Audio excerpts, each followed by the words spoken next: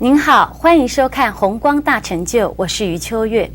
在密教的修行中，我们经常会听到光明风脉这个名词，也就是星光发露。到底什么是星光发露呢？现在我们就赶快来听莲生活佛的开示，光明风脉的觉受。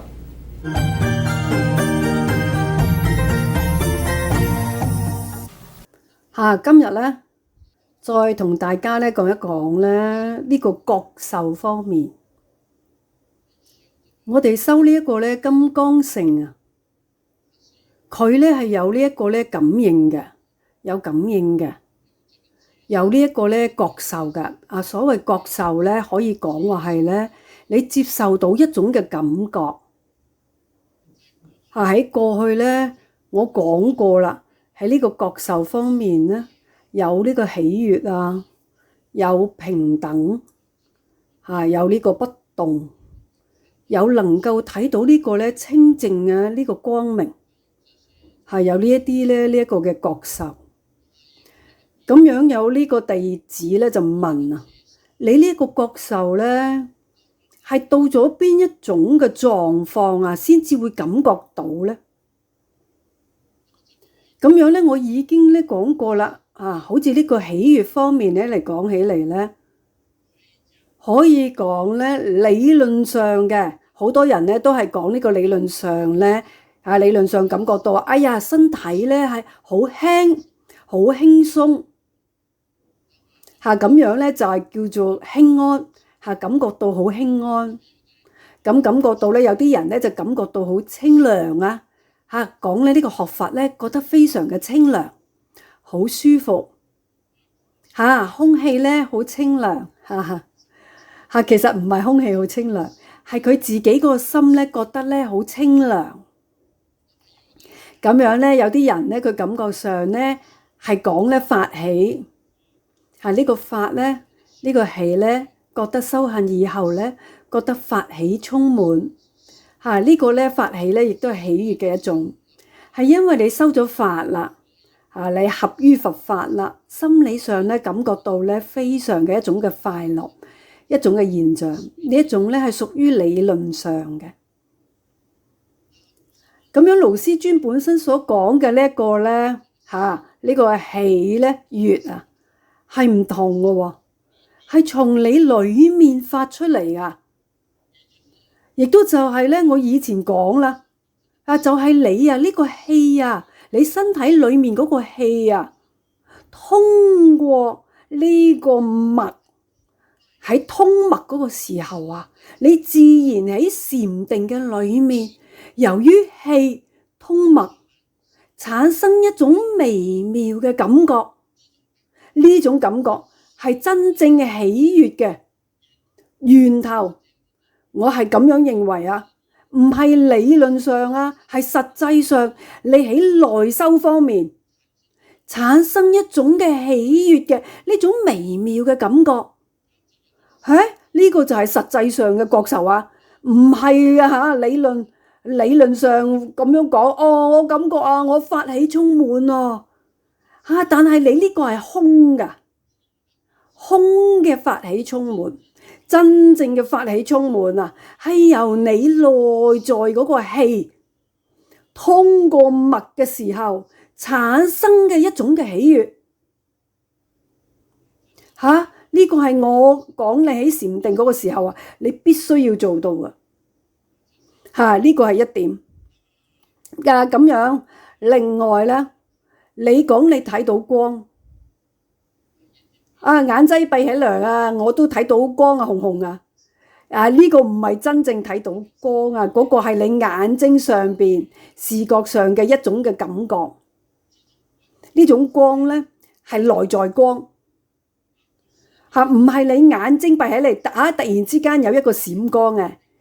我突然之間睇到一個閃光，唔係呢一種錯覺嘅眼視，而係往裡面內照嘅光明。呢個係真正嘅淨光，咁呢一個係你身體嗰個氣已經通到心輪，通到心輪，通到心輪裏面咧，心輪裏面咧有一個光明脈，呢個叫做光明風脈。你心輪裏面有一個光明嘅風脈噶，把呢一個心輪打開嘅時候，你見到嗰個內在嘅光，非常嘅光明，閃耀到好似鑽石嗰一種嘅光，嗰種金光閃閃閃、白光閃閃嘅嗰一種光，係真正嘅淨光。你真正能夠睇到嘅呢個叫做清淨，一淨一切淨，全身都會透出光明。呢個係內在光啊！呢個係你嘅氣通過呢個心輪嘅時候，打開心輪睇見嘅一個內在嘅光明，而唔係你眼睛睇到。唔好搞錯啦！好多人以為睇到光啊，我眼睛迷迷啊，睇到一點啊，唔係呢個，係內在光，內在嘅淨光，係實際上嘅正驗，係你嘅氣通過你嘅心輪，打開咗心輪所顯現嘅光明。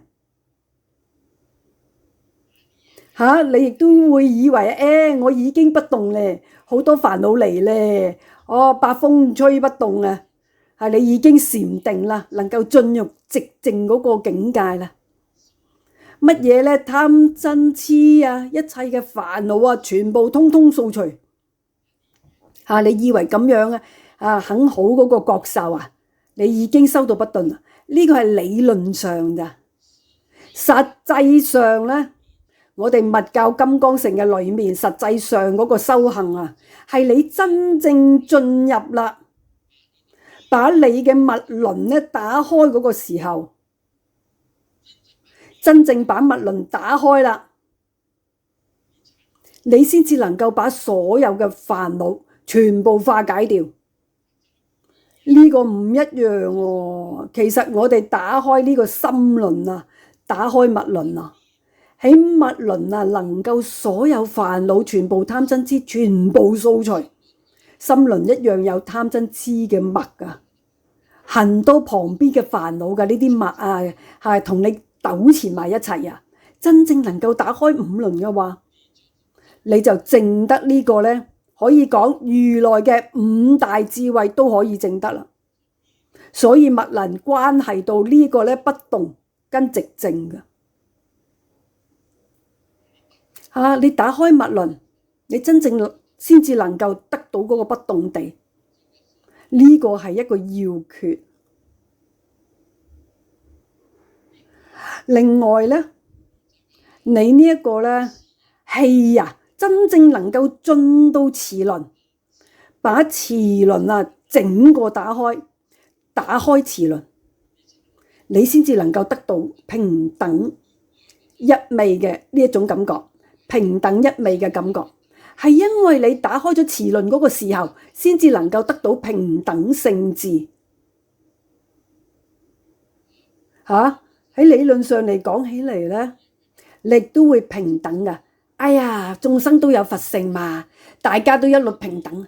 呢個係理論上嘅，實際上你係喺禪定嘅裏面應用你嘅氣跟內火，把臍輪整個打開。一打開嗰個時候咧，先至係真正體會到平等性智。平等性智嘅理論咧，好好。我成日都講啦，50年後一律平等，都唔一定啦。有啲人啱啱出生1歲，50年後仲係活㗎。我講我呢一個年齡50年後通通平等。恩怨情仇通通消滅。我常常喺度諗啦，50年啦，50年後真係50年後啦，50年後都唔喺度啦，仲有乜嘢唔平等啊？通通平等啊，一律平等啦。呢個係理論上噶，真正實際上嗰個平等啊，係打開臍輪嗰個時候咧，有平等一味嘅時候，呢一種感覺。今日就談到呢度。Om Mani Padme Hum。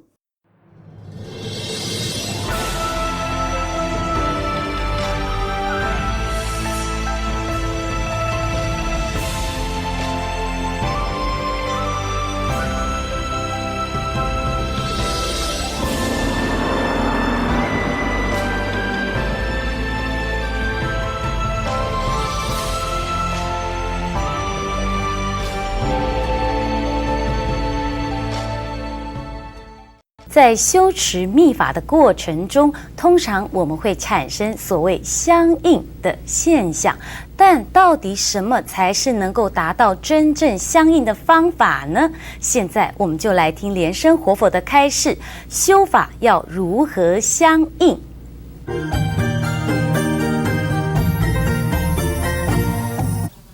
我哋咧知道咧呢一個咧金剛乘咧，又叫做瑜伽，瑜伽就係 yoga 瑜伽。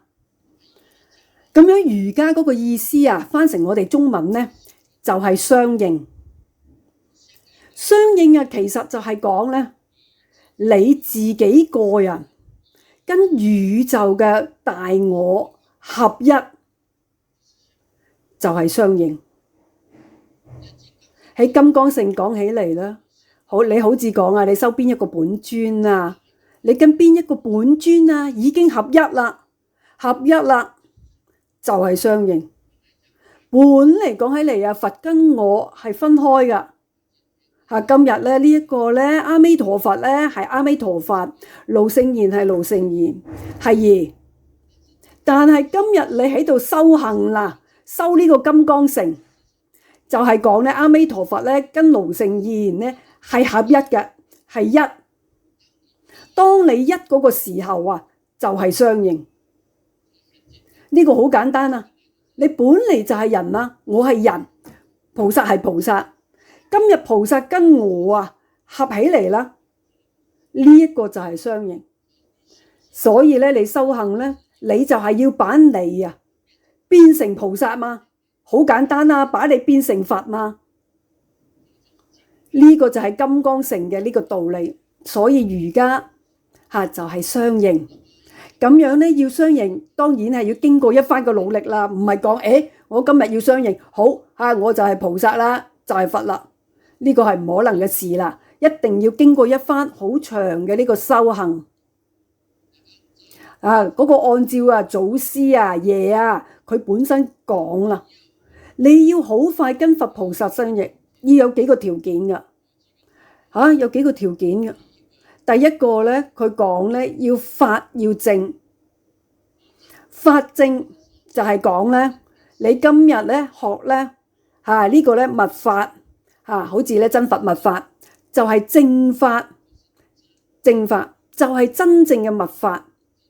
真正嘅密法就係講咧，你今日所得到嘅呢個嘅方法係正確嘅，就係正法。